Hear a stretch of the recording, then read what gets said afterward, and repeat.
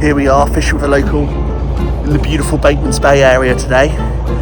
Can't wait to get out here fishing. I'm on the river now, just stopped off in Batemans to get some supplies at the shopping centre. About to go into the bait shop, get some pilchards for the beach worming later. We get some beach worms before I hit the beach fishing this afternoon.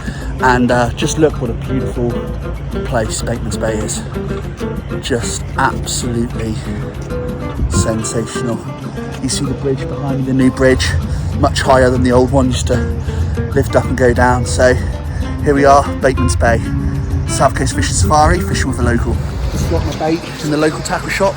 Always try and support the local stores whenever you're travelling around. So just got my pilchards, really cheap. So if you're ever at Batemans, check out this place.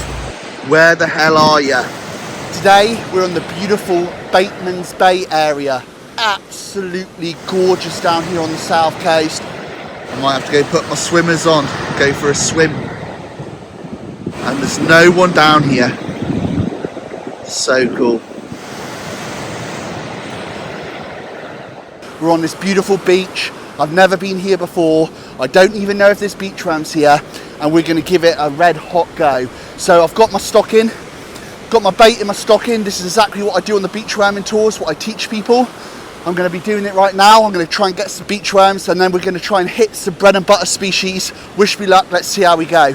Stay tuned, guys. I found a patch of worms, but they're not really, it's the first place I've checked, and the tides aren't very big today, so they're not coming in or going out very far.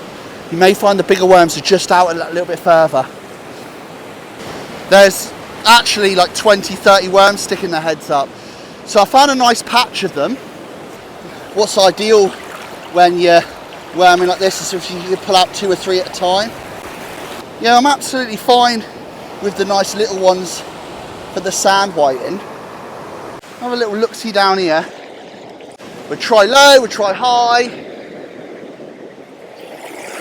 Right, tide's just started pushing in. So, we'll see whether the worms come on the tube before I get pushed too far up the beach. Oh, there's one right there. A few down here. Let's hope we get this worm. It's all about the finger work. I've got enough worms for fishing today. Like I always say, the small worms, although they don't go as far because you're only allowed 20, are better for picking out little fish. I think I've had enough.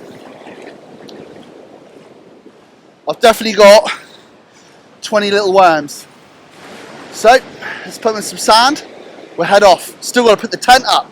Here we go, we've just been worming. We've got ourselves some worms here. So first of all, you want to get your pot nice and dry. So you put a bit of dry sand in your pot. The idea is we want to keep these worms dry so any of the slime and sludge that comes off them doesn't sort of drown them in their own sort of juices. So having a bit of sand in there sort of sucks the moisture away from them and helps them last that little bit longer, giving that little bit extra longevity. So we're just going to chuck a bit of sand in the pot here like so. Just filled it up about this high. Then we're going to go through the worms, give them a good flick through the sand, another plane, then flick a little bit of sand in. These worms are now good for a couple days. Now these are only small worms, perfect for whiting, darts, mullet, all that type of stuff. But if I wanted to fish for these for dewies, I'll be looking at putting 4 to 5, maybe even 6 worms on because they're only small. Dewies definitely prefer the thicker worms, the nice big thick ones. So tomorrow we'll go hunting and we'll have a check around. We'll leave a bit earlier and we'll have a look around at some of the other beaches and we'll see if we can pick out some much bigger worms. These are ideal for, you know, bread and butter, but if we want to get a dewey on a worm, we really want the bigger worms.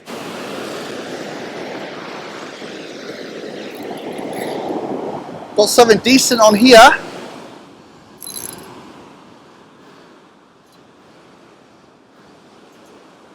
I'm looking out now to see if I can see it jumping. That will let me know if it's a salmon. It hasn't jumped yet. Not every salmon jumps, but it's quite common. Oh, it felt like it jumped though. I didn't see it jump.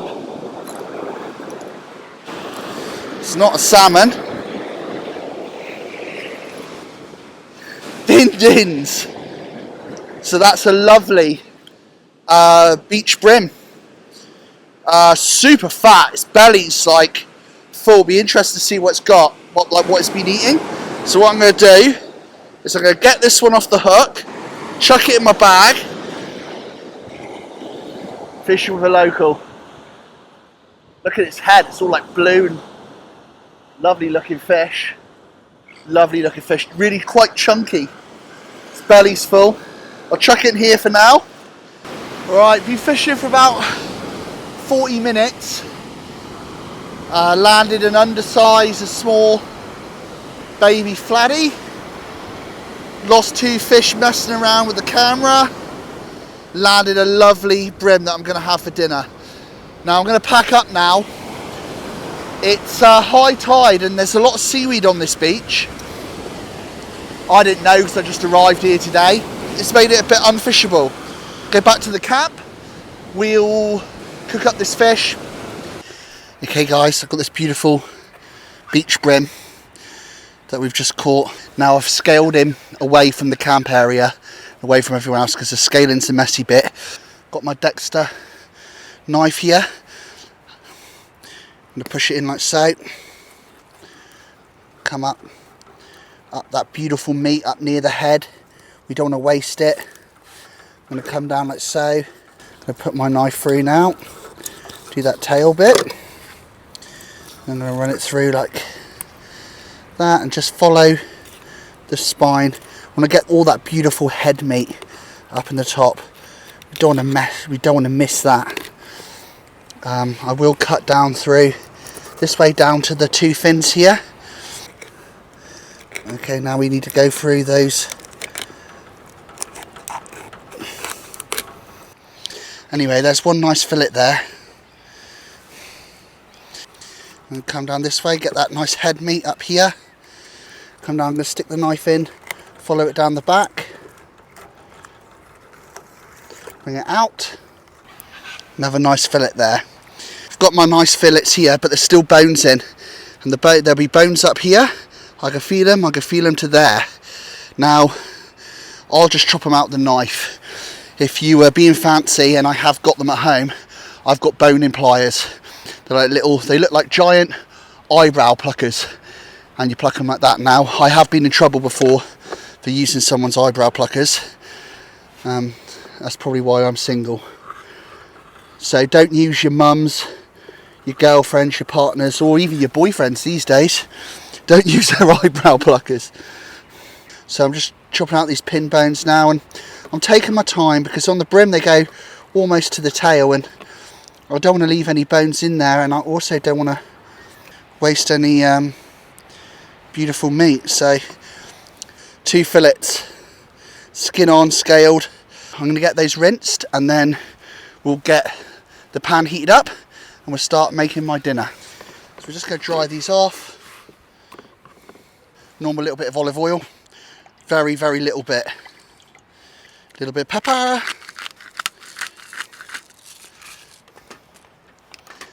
Little bit of salt.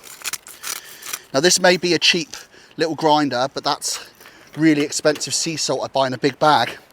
And then I'm going to chuck that fish in, and then I just want to smush it round, get the oil on it. So if I go like this, nothing runs out of the bowl, look, because there's not that much on there. It's just a real light coating, like so. Now I can leave that, let it all soak in. We'll start to heat this up while we're doing it. Woohoo! Right, there we go. So all this is hot plate, look. Put a little bit of butter on the hot plate.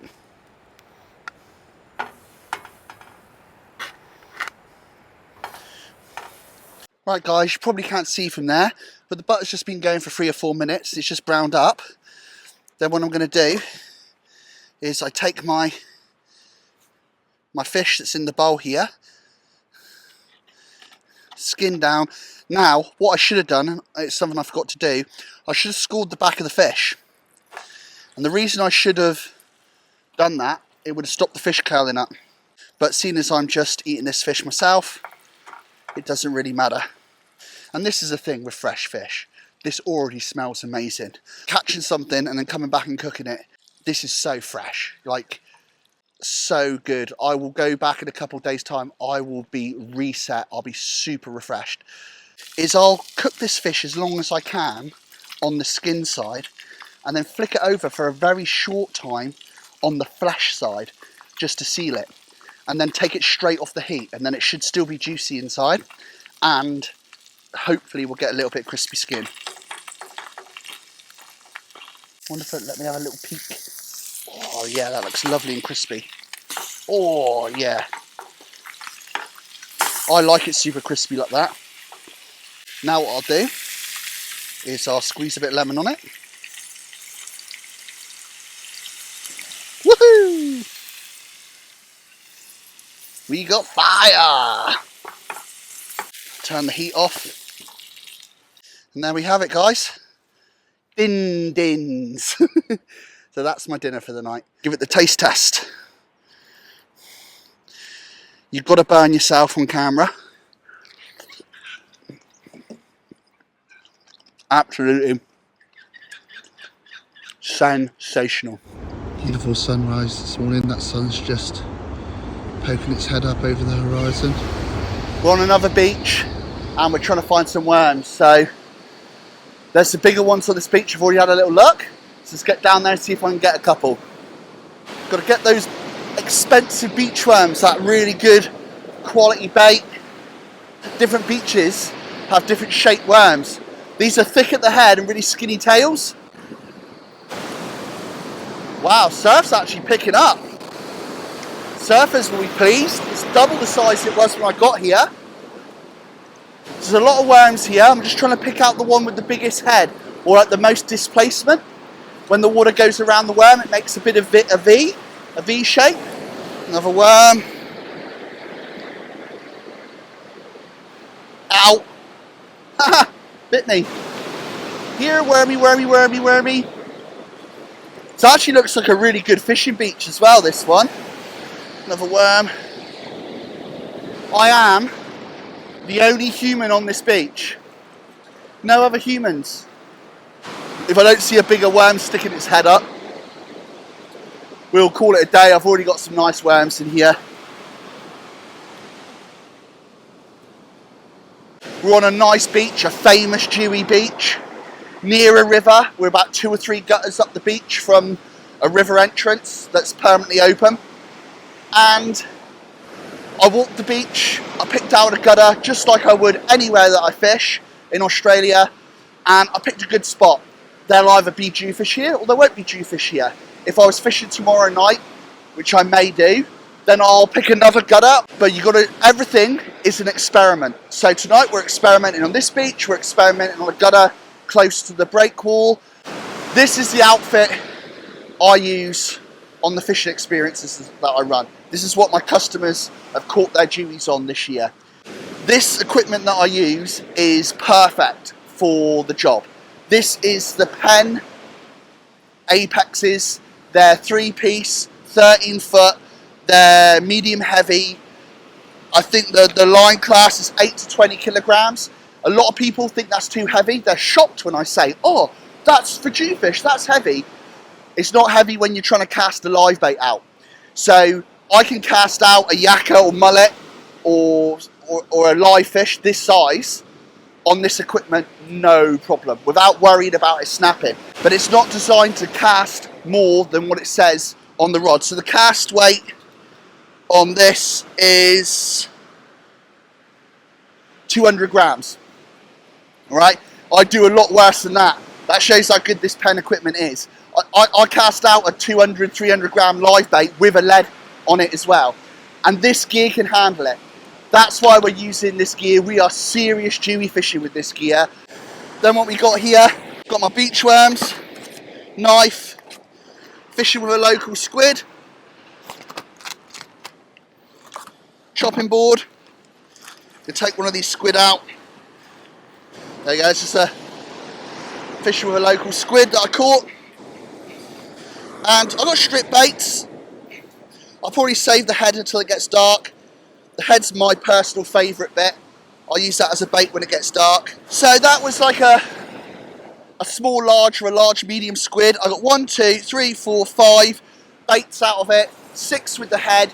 That head is big enough to chop it in half, so I could potentially get 7 baits out of that 1 squid. Got these amazing Gamakatsu hooks. 1 octopus circle, 1 woohoo, slippery squid, 1 octopus offset. The circle hook's a 8-0 and the offset's a 6-0. And there we go, that's ready to rumble. I also got these rod stands are absolutely amazing. I got these at MacCallum's Tackle World in Nowra. You pop in and see Gav and his team. They really know their stuff. You can get some of these rod stands and many, many other things. They got all the gear you need for Jewies. Boat fishing, rock fishing, estuary, bass fishing, fishing. They got everything. Okay guys, I sell these. This is the Fishing with a Local rigs. I'll bring it in closer so you can have a look. There we go, this is the beach worming one. So, you can order these off my website, fishwithalocal.com. Brand new rig. That's the circle hook. That's the offset hook. Fluorocarbon line, barrel swivels. So I chopped that other rig off. This is just a sliding lead boom. It's got a tied good knot here. If you would like to see me do some content on how to tie knots and how to make dewy rigs, whiting rigs, float fishing rigs, types of land-based, how to do soft plastics on different jig heads. If you'd like to see any of that stuff, let me know in the comments below and I'll start creating content tailored for you. Tell me what you want and I'll make it. I've got a tag end there. Just chop that. Every little bit of line goes back in the bucket. Right, there we go. Done. Oh, I need a lead. Not done. Get a lead. Have a quick look at the line. That one's not running. Clip the lead on my sliding boom. There we go. Boom, boom, shake the room.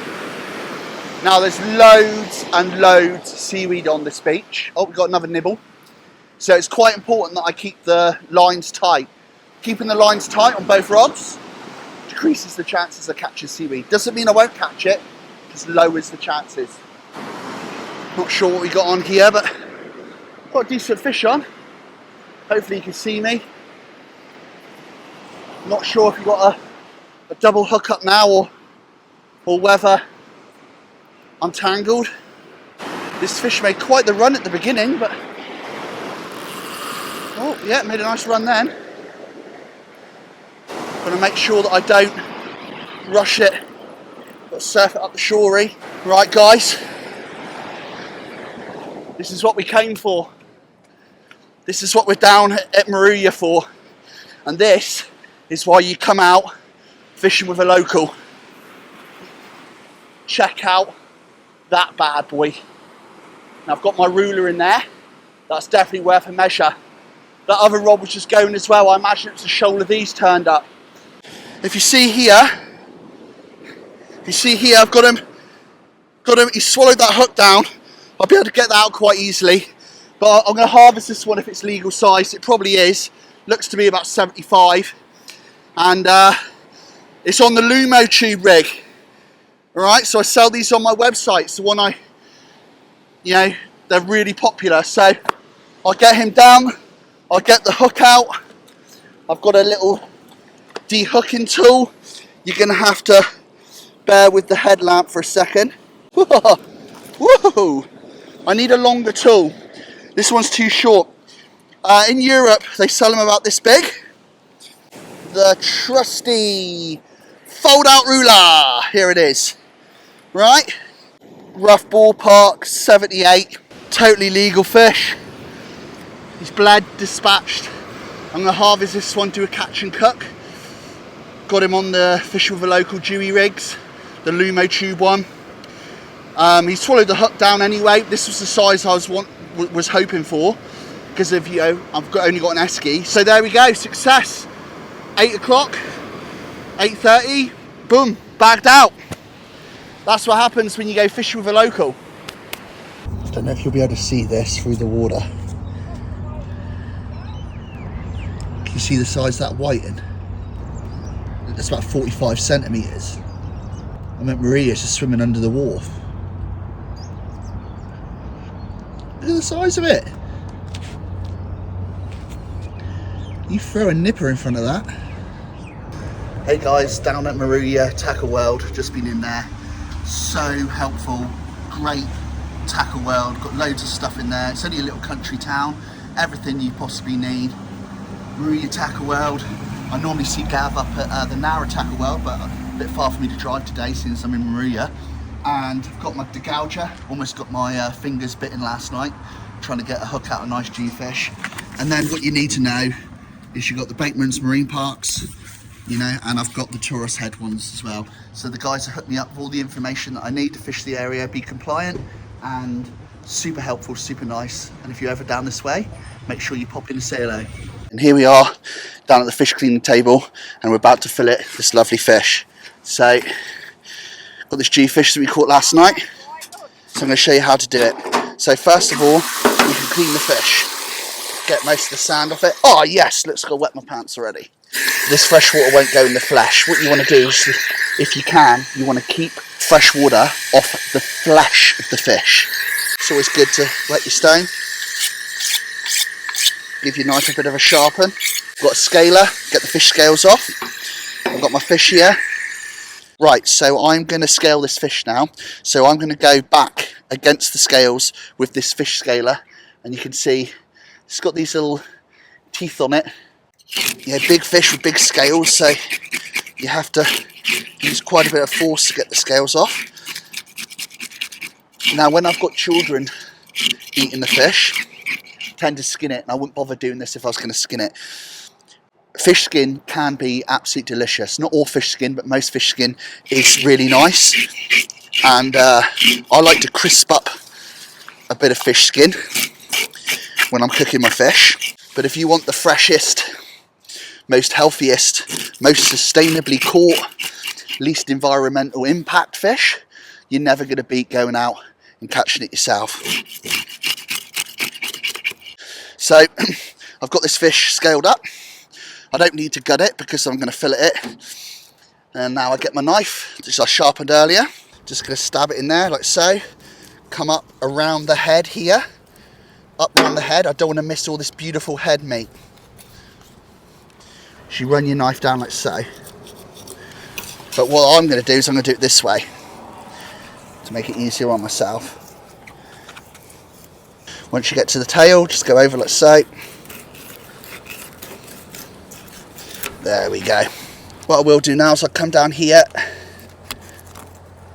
by the petrol fins there, like so. Right, one dewy fillet.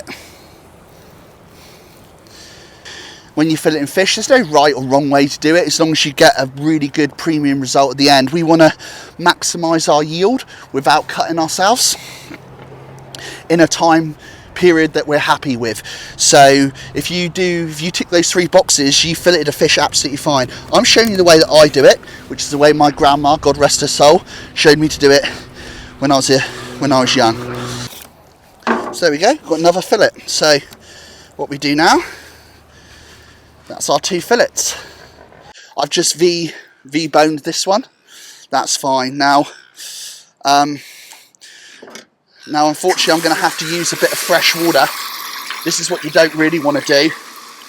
You don't want to get the fresh water on the flesh. But that's only for longevity. If you're going to be cooking it really quickly, like using it that day, that's fine. If you're going to get fresh water and put it in the fridge, it starts to go a little bit mushy. And that's the prime. These 2 bits are the prime bits. Nice thick, short bits. Ideal. So we've got 3 adult portions, 2 kids portions off one side. Right,